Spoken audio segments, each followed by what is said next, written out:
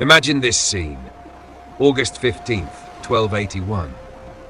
Hakata Bay, Japan, was so densely packed with ships that one could walk from vessel to vessel all the way to the horizon. 4,400 ships, 140,000 soldiers. The largest invasion fleet the world had ever seen. Kublai Khan, the man who ruled the largest empire in history, had sent his full might to subdue a rebellious archipelago of islands. But within hours, this colossal armada would be wiped from the map by a force no army could confront. Japanese records speak of a divine wind, a kamikaze sent by the gods to protect their sacred land. For centuries, this narrative persisted as a historical miracle. But modern science tells a different story.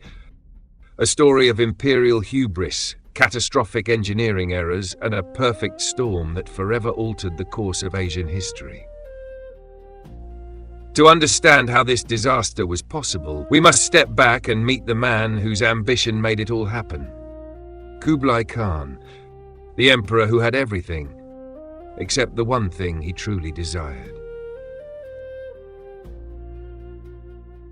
Kublai Khan in 1281 was not merely an emperor, he was the ruler of the largest contiguous empire in human history.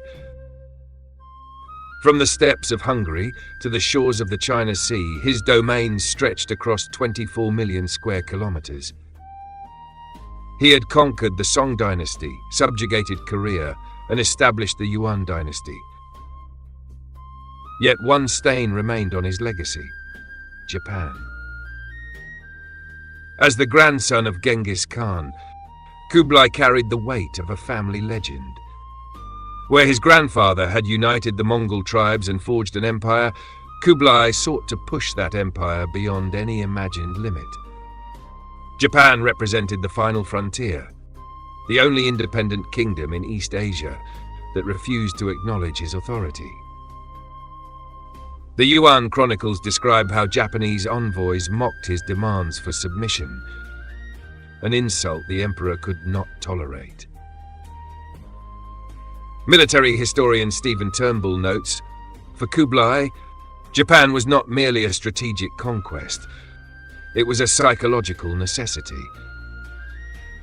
Every year that Japan remained independent, it challenged the very premise of his empire, that the destiny of the Mongols was to rule the entire civilized world. This personal obsession would lead him to make decisions that defied all military and economic logic. Do you think great leaders are doomed to be destroyed by their own obsessions?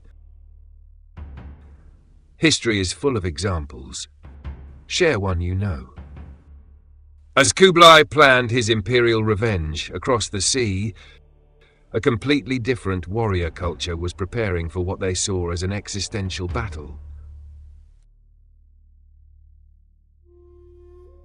In 1281, Japan was a fractured feudal society, ruled by shoguns and daimyos locked in endless civil wars. The samurai, the warrior elite, lived by the code of Bushido, where personal honor and individual combat were sacred. Yet, faced with the Mongol threat, something extraordinary happened. These rival factions united, if only briefly, under the command of the regent Hojo Tokimune.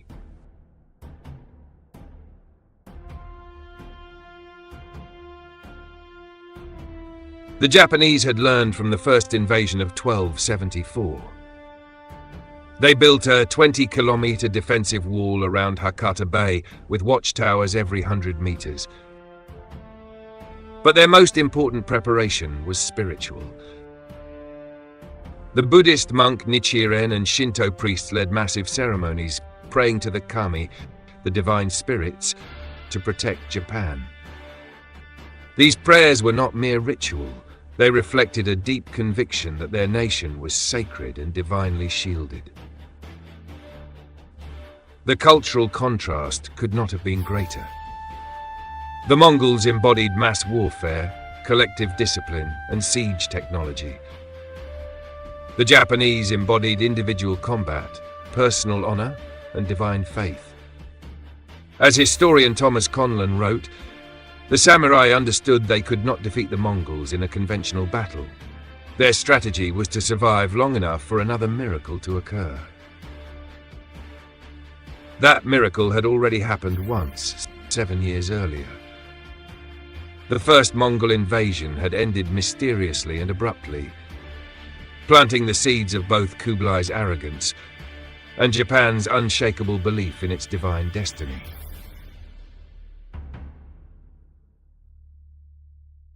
November 1274. The first Mongol fleet, 900 ships and 40,000 men, reached the shores of Japan.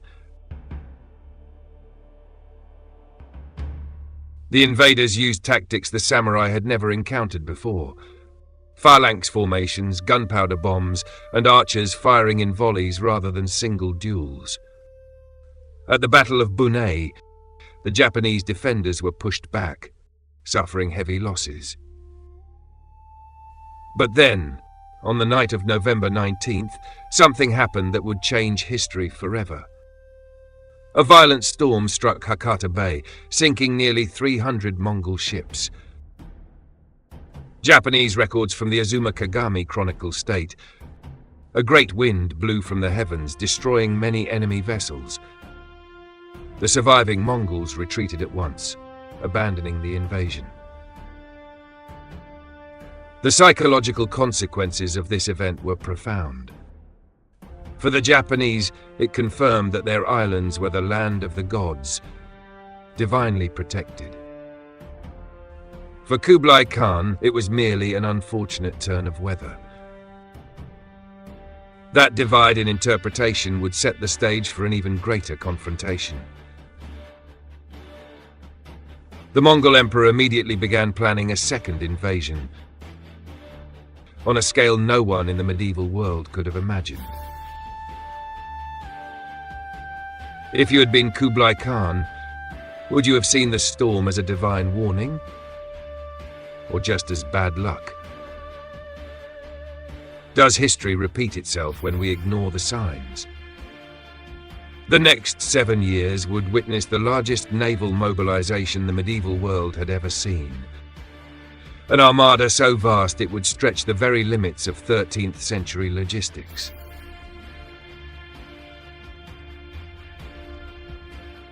The numbers behind the second Mongol invasion defy imagination. 4,400 ships, 140,000 soldiers and sailors gathered from every corner of the empire. To put that in perspective, the Spanish Armada of 1588 had just 130 ships. The D-Day landing fleet in 1944 deployed around 6,900. This was a scale unseen again until the Industrial Age. The Armada was divided into two main fleets. The Eastern Fleet, 900 Korean-built ships sailing from Masan, and the Southern Fleet from the Yangtze, with 3,500 Chinese ships departing from Quanzhou. Coordinating these two massive forces, separated by thousands of kilometers, required logistical planning on a level the medieval world had never witnessed. Yuan records describe shipments of 160,000 tons of grain, fodder for 40,000 horses, and weapons to arm an army larger than many entire European populations of the time. But speed came at a terrible cost. Kublai's orders demanded a fleet in months, not years. Shipyards from Korea to the Yangtze worked day and night, using green timber cut before it could dry and harden properly. As naval archaeologist James Delgado notes, they were building ships as if they were Mongol yurts, fast to assemble, but never meant to endure. This imperial obsession with quantity over quality would become the fleet's fatal Achilles heel. When underwater archaeologists examined these wrecks centuries later, they would uncover the unmistakable traces of disastrous engineering.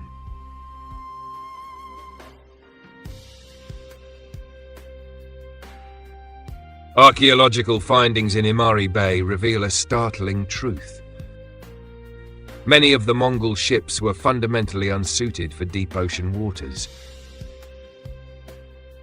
They were essentially enlarged riverboats with flat bottoms and weak hulls.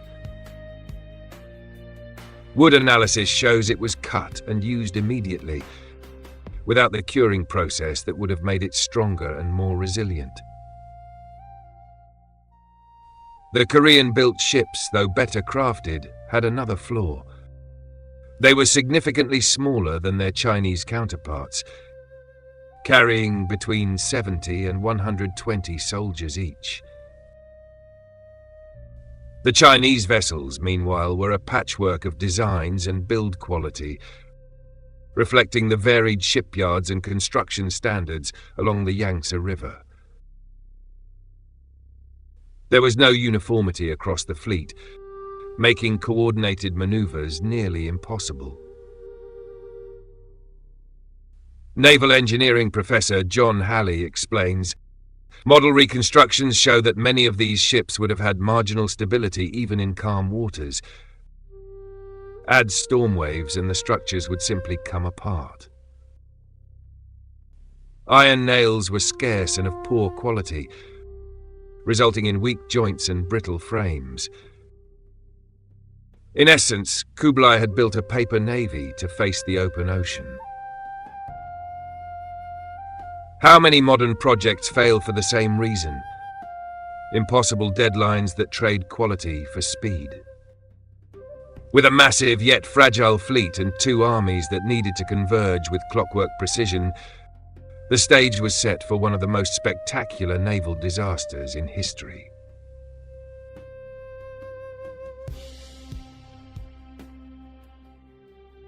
June 1281. The Eastern Korean fleet, 900 ships carrying 40,000 men, arrived on the Japanese coast as planned. But the Southern Yangtze fleet, the main force of 100,000 soldiers and 3,500 ships, was significantly delayed. The Korean chronicle Goryeosa describes the growing frustration of Admiral Kim Bang-yong, whose forces were forced to wait for weeks under constant samurai attacks. When the Southern fleet finally arrived in late July, the strategic situation had already turned against them. Instead of seeking a safer harbour, the Mongol commanders made a fatal decision: to anchor both fleets together in Hakata Bay, concentrating all their ships in relatively shallow but exposed waters. The Japanese text Hachiman Gudakun describes the scene.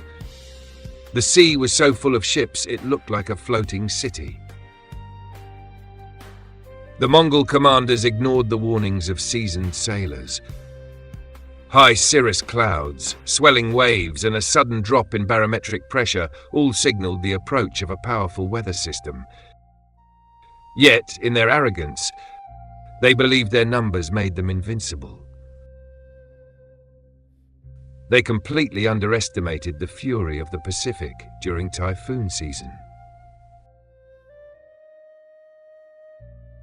As the Mongols consolidated their fleet in a perfect trap, hundreds of kilometers out to sea, a storm was already forming.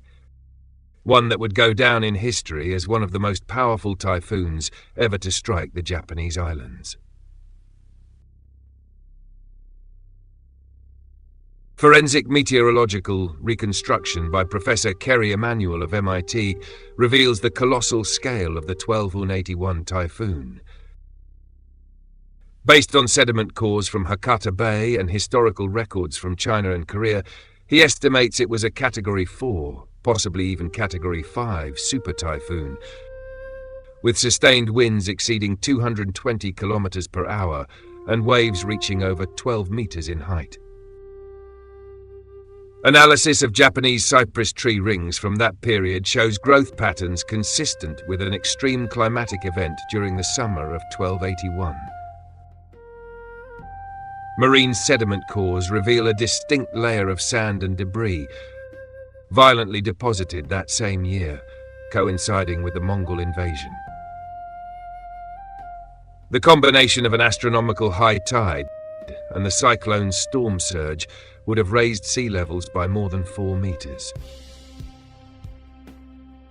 The Typhoon struck from the worst possible direction for the anchored fleet, from the northeast, driving straight into the enclosed bay.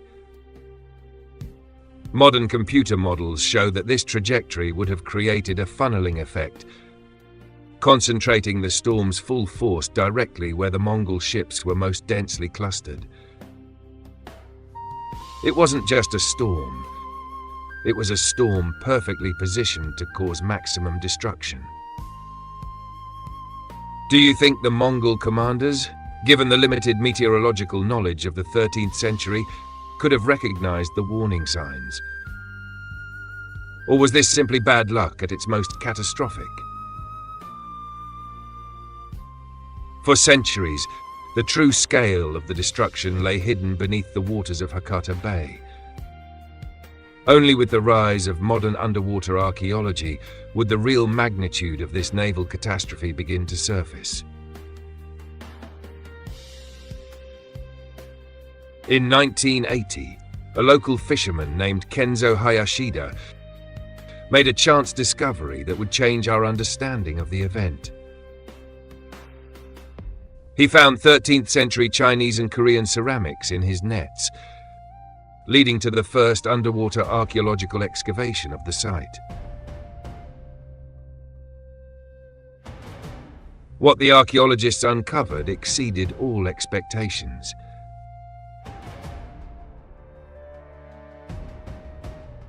The team, led by Professor Yoshinori Iwasaki of Kyushu University, documented more than 400 massive stone anchors, some over 2 meters long and weighing 500 kilograms.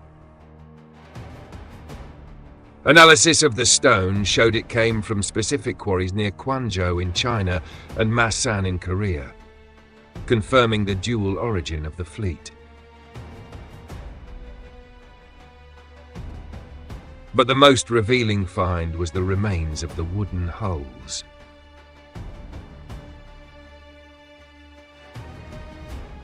Carbon-14 dating confirmed that the wood dated from 1270 to 1280. Dendrochronological analysis revealed that the trees had been cut in different seasons, indicating the rush in construction. The joints showed inconsistent techniques, reflecting the involvement of multiple shipyards.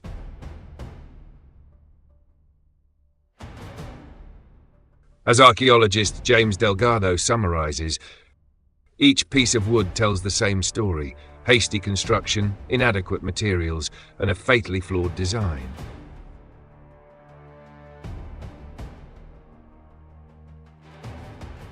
As the archaeologists continued their work, a clear pattern emerged. This was not simply a fleet destroyed by a storm, but a fleet doomed from the moment it was built.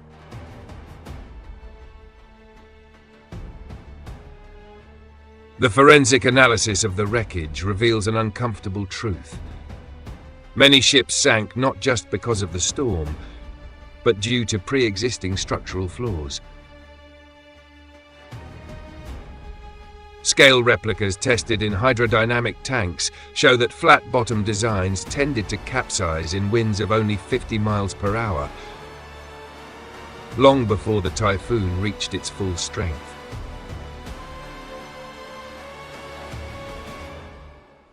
Historical Korean records in the Goryeosa reveal that shipbuilders had warned about the dangers of using green wood. Unseasoned timber absorbs water much faster, increasing weight and reducing buoyancy. In storm conditions, this effect would have accelerated dramatically, causing ships to sink under their own weight. The counter-analysis is equally revealing. Even the best-built ships would have struggled to survive a typhoon of that magnitude.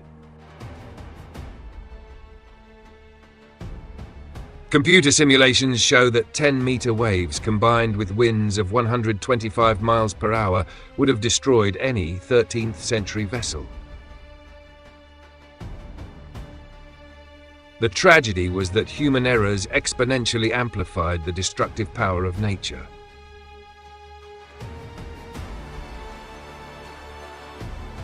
In your opinion, what was more decisive in the disaster? Engineering mistakes or the overwhelming force of nature? Could better-built ships have survived? The consequences of this catastrophe would extend far beyond a lost battle. They would shift the balance of power in Asia and mark the beginning of the end of Mongol expansion. The economic impact of the lost fleet nearly bankrupted the Yuan dynasty. Mongol financial records show that the cost equaled 2 full years of imperial revenue. Kublai Khan immediately began planning a third invasion, but his death in 1294 left the project abandoned. The Mongol Empire would never regain its expansionist momentum. For Japan, the consequences were transformative. The myth of the kamikaze became institutionalized, reinforcing the belief in the nation's divine origin. Centuries later, the Tokugawa shogunate would use this event as an ideological foundation for its isolationist policy, sakoku, arguing that Japan was destined to remain separate from the continent. Globally, the Mongol failure allowed Southeast Asia to remain outside Yuan control. Kingdoms like Vietnam and Champa, which had successfully resisted the Mongols, gained confidence. As historian Valerie Hansen notes, had the Mongols conquered Japan, the entire arc of East Asia could have fallen, fundamentally altering the development of civilizations such as Korea, Japan, and Southeast Asia. But the most enduring legacy of the kamikaze would not be economic or political. It would be psychological. 700 years later, this mythical event would resurface in the darkest imaginable way. The concept of the kamikaze as a divine intervention remained latent in the Japanese consciousness for centuries. But it resurfaced with terrifying force in the desperate final days of World War II. Vice Admiral Takejiro Onishi, facing the imminent Allied invasion, explicitly invoked the spirit of the divine wind when creating the special attack kamikaze units. The suicide pilots of 1944 and 45 were presented as the modern reincarnation of the original kamikaze. They were told that, like their ancestors in 1281, they were being called by the gods to save Japan in its darkest hour. Military propaganda distributed illustrations showing the modern pilots alongside medieval samurai, creating a direct historical link. Professor Emiko Onuki Tierney of the University of Wisconsin documents how the Japanese government deliberately distorted the history of the original kamikaze for wartime propaganda purposes. They took a meteorological event and transformed it into an ideology of national sacrifice, she explains. This historical manipulation would have devastating consequences for thousands of young Japanese and their families. Do you believe modern nations still use and abuse history to justify present actions? Where would you draw the line between historical pride and manipulation? 7 centuries after the Mongol disaster, the fundamental lesson remains as relevant as ever. There are forces that even the most powerful empire cannot control. The shipwreck of Kublai Khan's fleet perhaps represents the most dramatic example in history of what the Greeks called hybris, the excessive arrogance that precedes a fall. Kublai, ruler of an empire stretching from the Danube to the South China Sea, was defeated not by armies, but by his inability to recognize the limits of his power. Modern science has allowed us to demystify the divine wind, revealing instead a perfect convergence of human errors and natural forces. Poorly designed ships, overstretched logistics, strategic mistiming, and finally, a colossal typhoon created a perfect storm of failure. Today, as we face our own global challenges, from climate change to geopolitical conflicts, the story of Kublai Khan reminds us that technology and military power cannot overcome the fundamental laws of nature and logistics. As historian John Mann wrote, "Ambition that exceeds capacity ends in disaster, no matter how vast the empire." History watches us from the depths of Hakata Bay. Its lessons await to be learned. Subscribe as we continue exploring the great mysteries that shaped our world. And tell us in the comments, which lesson do you think is the most important from this story?